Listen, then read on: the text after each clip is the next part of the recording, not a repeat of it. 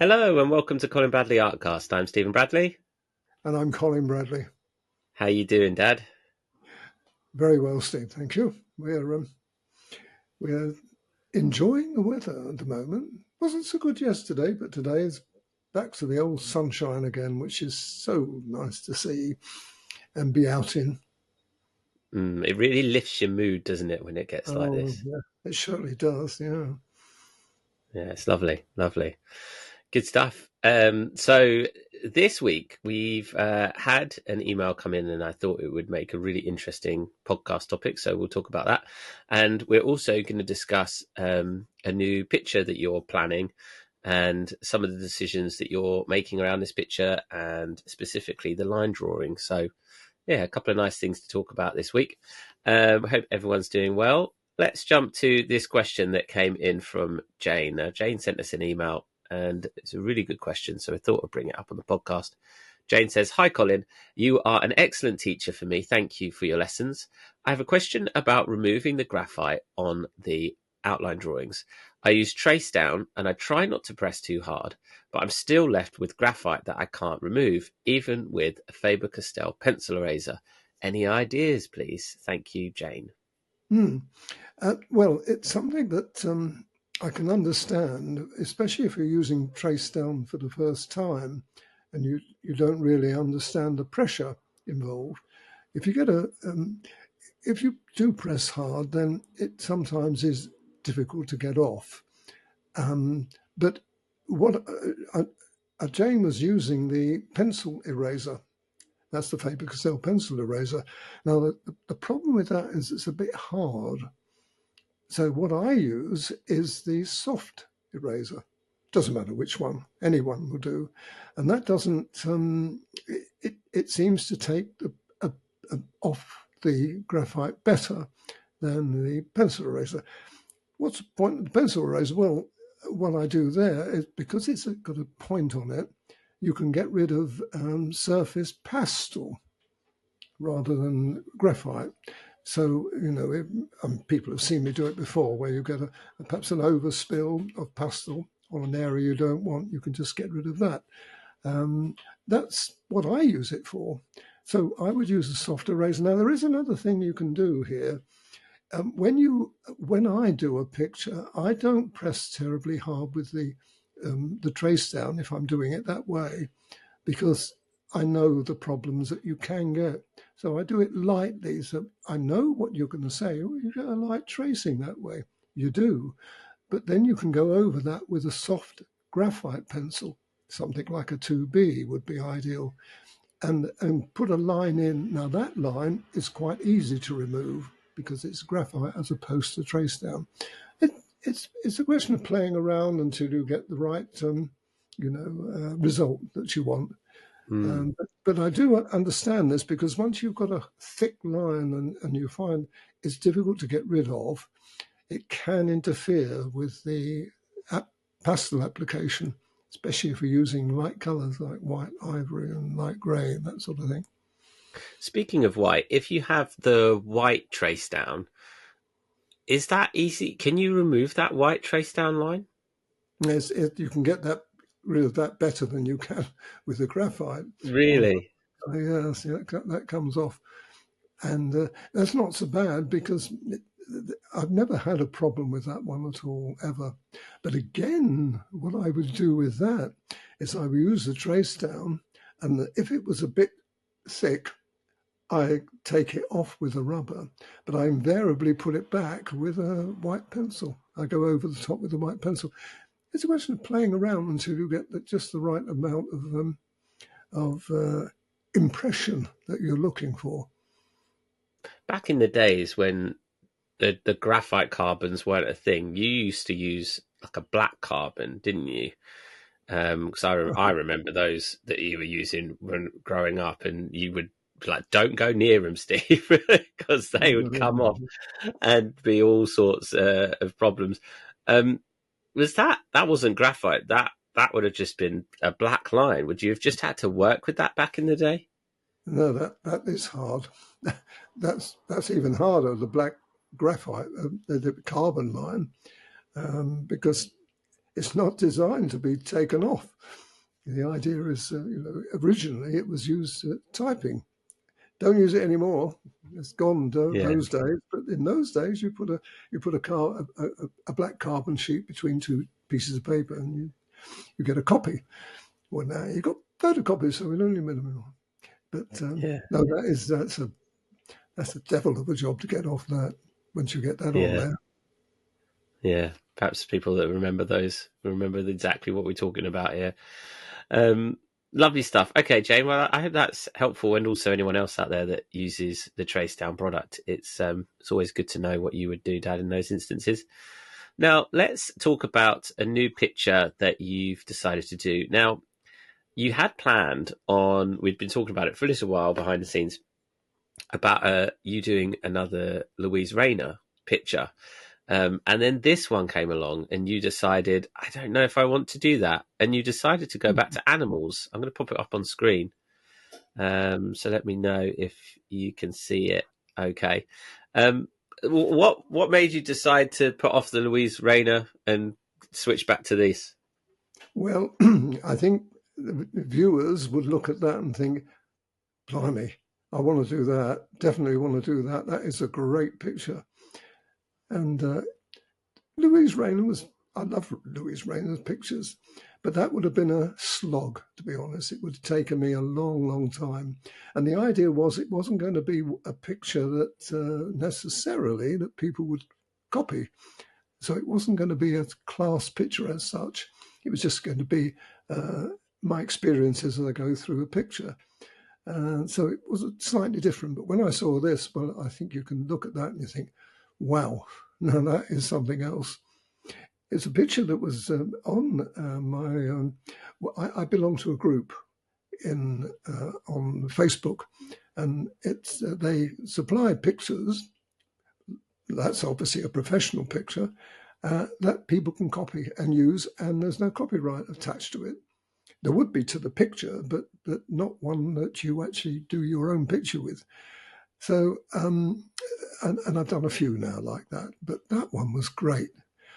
But what sold it to me, actually, Steve, funny enough, is the background. Look how hard that would be to reproduce. Yeah. Can you see? All And sorts of shadows and all sorts. it's the greenery behind. Now, normally I would say we can fog it out. We can put it in and we can just make it sort of less obvious. But when I looked at that, I thought that looks really good. And I love the, I may have, I'm going to change it a little bit to fit the animal itself. But I do love that background. And I thought, gosh, that's a challenge, isn't it? So it's like trees again, all over again, isn't it? And so I intend doing it as seen there. Wow. And something different. What I would do, though, the paw, the forward paw is just a bit too close to the bottom of the picture. So I shall make the bottom of the picture a little bigger, make it a little Right. bit more. The other thing is I'm going to move him along a bit. You can imagine, just move him a little bit so that on the right-hand side, we haven't got that expanse of background. And on the left-hand side, as we're looking at it, his paw would be a little bit nearer to the center What? of the A picture. little bit. What you making him? I'm just trying to see if I can crop it to show. Are you Well, good for moving him along that way or the other way? no, you've got it. You've got it absolutely right. But what it would be a little bit more than that. A little bit more than that. But that's the idea. So now we've centered him. You see what I mean? We've got him more or less in the center of the picture. But you'll see in a minute because we're going to show the sketch I've made. That's true, actually. Yes, that's a really good point. Let's do that then. Let me take that off and pop the line drawing so you're prepping it now. Let's show how you've composed this picture. So this should pop up in a minute. There you go. So we Now, can see you sent me this picture.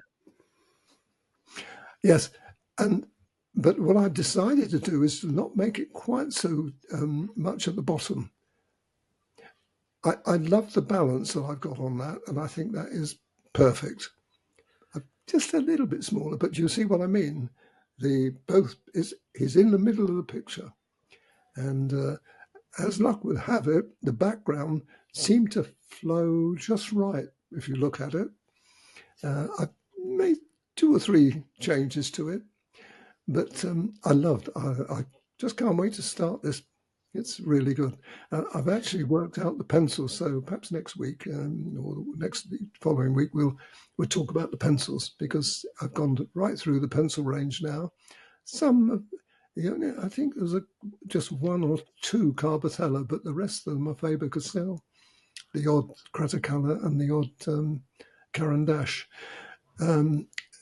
But again, I'll show you next week. But interestingly enough, I've done this picture slightly different. I mean, you would look at this and think, well, hang on, you've done a few sketches now as opposed to line drawings. But this wasn't necessarily and was never intended to be a line drawing. It was intended to be a sketch. And what I'm going to be doing, normally I erase it, don't I, and then put the pastel in. Well, the idea is I'm not going to erase that. I'm going to keep that sketch as you see it. Now, you could say, well, isn't the pastel going to show through? Well, it won't, because I should be pancaking. I don't like that word, but it's the only thing I can describe. I should be putting a lot of pastel on. Now, whether this is going to end up a class picture, I don't know. I'm not intending it to be, because what we're going to be doing, as I proceed through this picture, I'm going to be explaining what I'm doing, why I've made the decisions I've made, and how it's coming along. So we're going to be seeing this in stages. See what I mean? And I think this will be interested. I'm not in a hurry. It's going to take me quite a long time to actually get to finish it. There's a lot on at the moment here, but I think it's going to be really interesting. And I'm sure you're looking at it and think, God, I'd just love to see that. And the background itself is going to be quite challenging. So if you look at it from my point of view now, I'm looking at the lion cub. He's a slightly older cub than the little baby one, but he's a beautiful animal, and I'm going to spend a lot of time on it. And if you imagine the amount of confidence you've got to have when you produce something like that and then tackle the background that you've seen already. So I'm going to be challenged a bit on this one, Steve. I'm looking forward to seeing how it turns out. Having seen the picture and now your sketch, it's really interesting to see you sort of almost do just a bit more of an enhanced outline drawing, so you can see where you've already mapped out some of the shading and the direction and things like that. You're almost mapping out the fur. And I think that that's actually an easier guide for people, providing they can cut, if they want to do something like this, providing you can cover that graphite, by putting a lot of pastel on. I think that is a very helpful tool to really guide where you're going to do that direction of fur, and you're going to apply those direction, a pastel in a certain direction, and see some of the more darker shading and things like that. It's definitely looks very helpful. So yeah, I'm looking forward to seeing it as well. We'll keep touching base on it, Dad. Like, as I say, as you say, next, maybe not next week, but the week after, we'll see how you're getting on with some of the pencils, and perhaps show a picture of the first stage and see how you're doing. But yeah, and I think anything that shows your approach and what you're gonna do, and how you're doing it is all wonderful content for people. It's why they keep coming back and seeing what you do. So yeah, I'm thrilled. It's always lovely to see you do animal work. One other thing that I'd like to point out to you, normally I would do the animal or the subject first, then put the background on, wouldn't I? This is a sort of, I know I have done it different ways, but there's always been reasons for this. This one, I'm not going to do it. I'm going to do the background as well as the foreground. So it's going to be a combination of the two. And don't ask me why I'm doing that. That's what I'm going to be doing though. So I'll do maybe an ear and top of the head, and then I shall put the background in. But it's not a foggy background, as a lot of them have been. This is going to be a real background. So my interest now is, how can I relate those two together? How can I Mm. make it still stand away? Because if you put a soft, cloudy background on, the animal stands away. And this is the right way of doing it. I'm not going to do this. I'm going to make it as though it's a real, proper, professional picture that you would go and see in a gallery. So there's a lot of challenges, a lot of interest, and I've got to put it off now, haven't I? I haven't got a choice. You've committed yourself to it now. Excellent. No, I'm excited. I hope everyone else is excited about seeing that as well. Lovely stuff. Okay. Well, if anyone has any questions like Jane had about the graphite, please just drop us an email, get in touch. Anything that we can discuss on this podcast that helps all of our other students is absolutely fantastic. Next week, I think we will show the new YouTube project, which is another cat's eye, the realistic green cat's eye. So we will perhaps watch that back in stages next week and talk a little bit through that.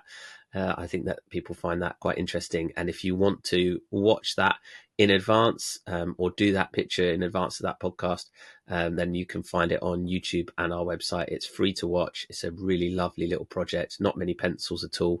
And it's ideal for anyone wanting to practice their skills or perhaps is just starting out with pastel pencils. It's a really good one. Lovely stuff. Okay, well, we'll check in with everyone next week. But for now, thank you everyone for watching and for listening. I'm Stephen Bradley. And I'm Colin Bradley. Enjoy your Enjoy week. your week.